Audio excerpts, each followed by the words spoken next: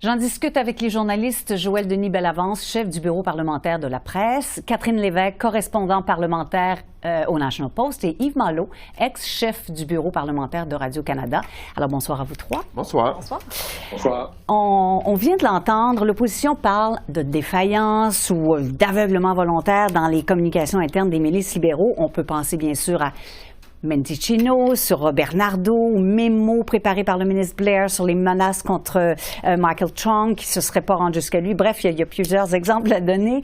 Joël Denis, d'abord, est-ce qu'on doit encore parler de cas isolés dans ce contexte-là où on peut commencer à dire que ce sont des problèmes généralisés? Je pense qu'on peut dire que c'est un problème généralisé parce que vous avez fait allusion à deux cas. J'en ai un autre à ajouter, Harjit Sajjan, qui n'avait pas vu un certain courriel qui lui l'informait comme quoi il y avait une sénatrice qui utilisait des documents non autorisés pour aider des réfugiés afghans à venir au Canada. Ça, c'était arrivé en 2021, en août 2021.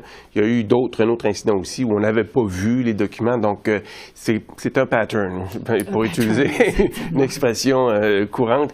Et ce sont des erreurs qui sont commises surtout quand un gouvernement arrive au pouvoir. Là, c'est un peu inexplicable parce que c'est un gouvernement qui a une certaine expérience à gouverner. Est-ce que c'est l'effet du roulement de personnel, de jeunes qui sont arrivés, qui sont moins bien formés pour occuper les fonctions qu'ils occupent?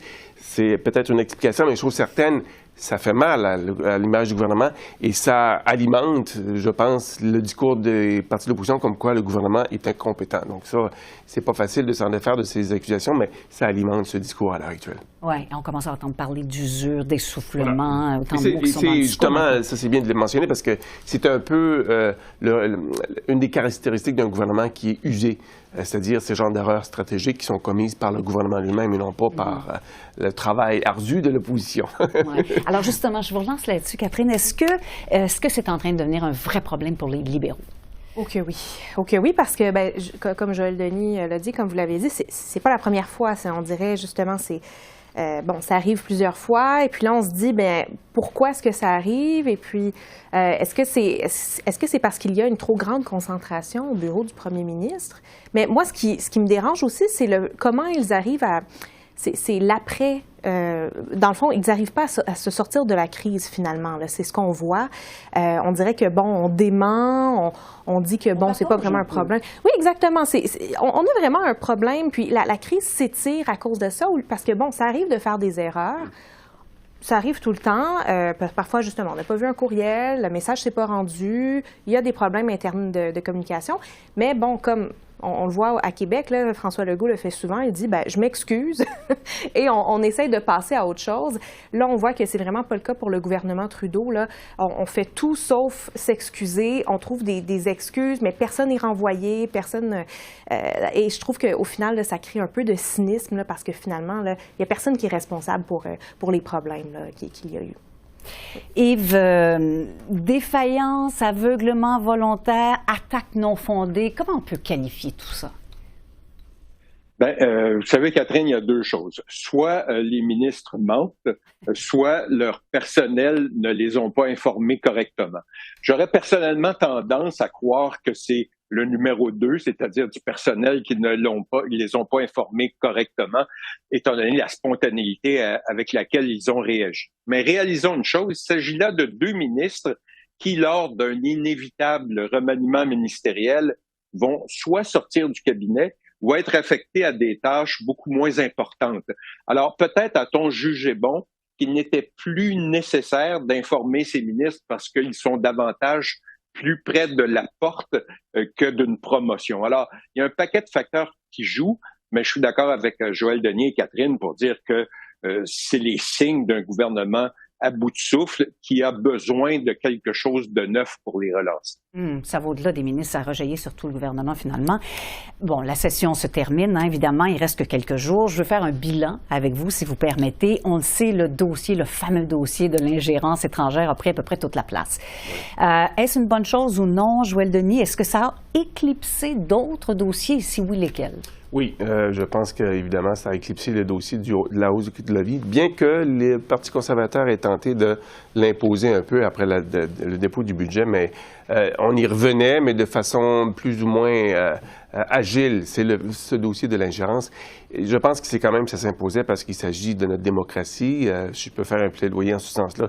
Il faut protéger notre démocratie, il faut prendre les moyens de le faire, il faut que les élus soient conscients du danger qui les guette pour ce qui est de l'ingérence étrangère et que les électeurs canadiens aussi. Mais l'exercice jusqu'ici a été malmené par le gouvernement.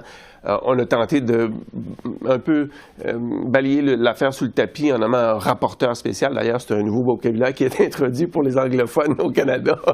Un rapporteur spécial qui, finalement, s'est buté contre l'inévitable, c'est-à-dire les critiques des partis de l'opposition. Mais ce dossier, effectivement, n'est pas terminé et ne le sera pas terminé tant que le gouvernement n'aura pas accepté de lancer une enquête publique en bonne et due forme pour satisfaire les demandes des partis de l'opposition. Mais si ce gouvernement ne parle pas suffisamment d'inflation, par exemple, de hausse des coûts de la vie, il va avoir l'air complètement déconnecté, passez-moi l'expression, hein, souvent ça apparaît comme ça. Et là-dessus, rapidement, il y a des gens qui disent que c'est un sujet qui occupe plutôt la bulle d'Ottawa. C'est vrai peut-être, mais n'empêche, le gouvernement s'est quand même enfargé dans ce dossier et il a, je pense, perdu des plumes au fil des mois en raison de sa gestion de l'affaire. Bon, alors, Catherine, qu'est-ce qui aurait dû, justement, prendre plus de place? Je vous pose la même question, mais un peu différemment. Qu'est-ce qui aurait dû prendre plus de place? Tellement de choses. Moi, j'en nommerais 3. Il y a le coût de la vie, mais plus spécifiquement, la crise du logement. Le prix des maisons, là, c'est incroyable. Oui, les conservateurs ont essayé d'en parler. Bon, ils ramènent toujours ce sujet-là, mais on est toujours dans la partisanerie. On n'est pas dans des débats avec des faits en ce moment. Puis je trouve que c'est dommage, en fait, pour les gens de ma génération plus jeunes qui espèrent s'acheter une maison un jour. Et on voit que ça fait très mal aux libéraux là, parce qu'ils perdent le soutien des jeunes à cause de ça.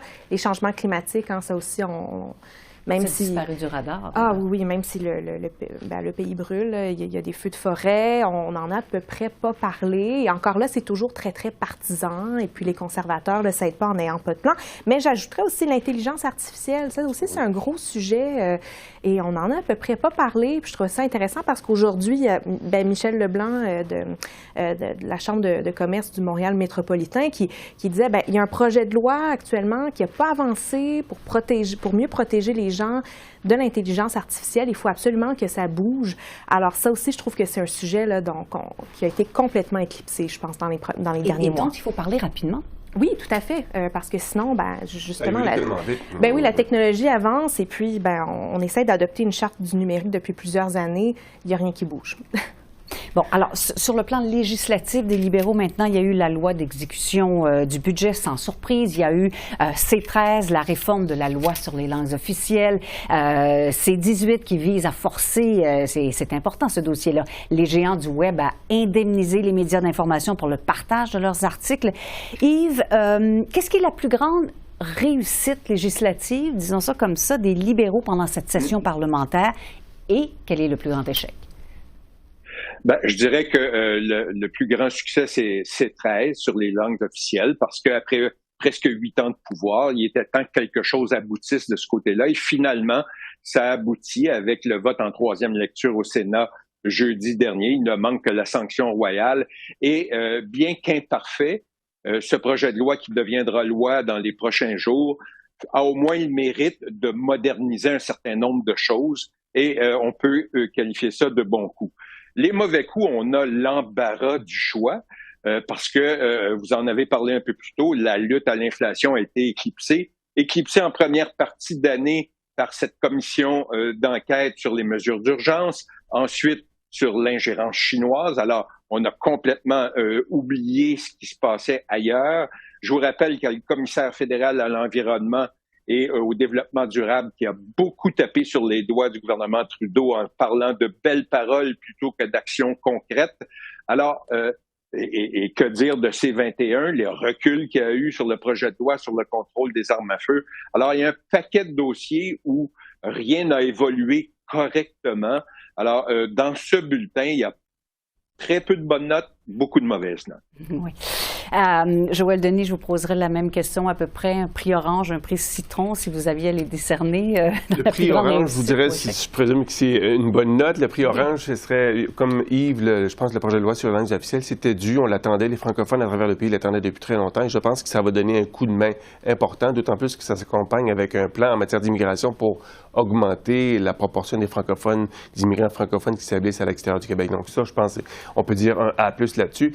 Et un F, je pense que comme Yves également, le projet de loi sur les armes à feu, le contrôle des armes à feu, ça a été complètement moffé, si vous me passez l'expression, voilà, au point où le gouvernement a dû reculer de façon assez embarrassante. Donc, c'est une tâche de plus au dossier de Marco Mendicino comme ministre de la Sécurité publique, en plus de l'affaire Bernardo, en plus de la présence de police de postes chinois au Canada. Donc, là-dessus, je vous dirais, ça, c'est vraiment le prix citron du gouvernement, le contrôle des armes à feu. Il faut faire rapidement, évidemment, pour terminer. C'est toujours le drame, mais il est impossible de ne pas parler du dossier de l'ingérence étrangère. Évidemment, ça a dominé les débats. Catherine, ça a été porteur pour qui, ce dossier-là? Pour les conservateurs? Personne n'est vraiment ressorti gagnant de tout ça, je trouve. Autant les libéraux, évidemment, on en a parlé amplement, très mal géré le dossier, mais je trouve que ça n'a pas été payant non plus pour les conservateurs. Et surtout pour Pierre Poilievre, je dirais. Sa garde rapprochée n'a pas réussi à nous convaincre de l'utilité d'une enquête publique. Finalement, c'est Erin O'Toole, l'ancien chef, son prédécesseur, qui a vraiment fait l'argument le plus fort. Là. Michael Chung aussi. Là. Donc, ce sont ces deux individus-là, finalement, qui ne sont pas dans la garde rapprochée de Pierre Poilievre, qui ont vraiment, qui nous ont démontré que c'était utile d'avoir une telle enquête publique. Alors, je trouve pas que Pierre Poilievre, disons, il aurait pu mieux faire. Il aurait pu mieux faire. Il aurait pu décider d'aller voir les documents et de s'élever au-dessus de la partisanerie. Malheureusement, c'est pas ce qu'on a vu. Alors, terminons là-dessus. Joël Denis, Catherine et Yves, merci beaucoup de vos interventions. Au revoir.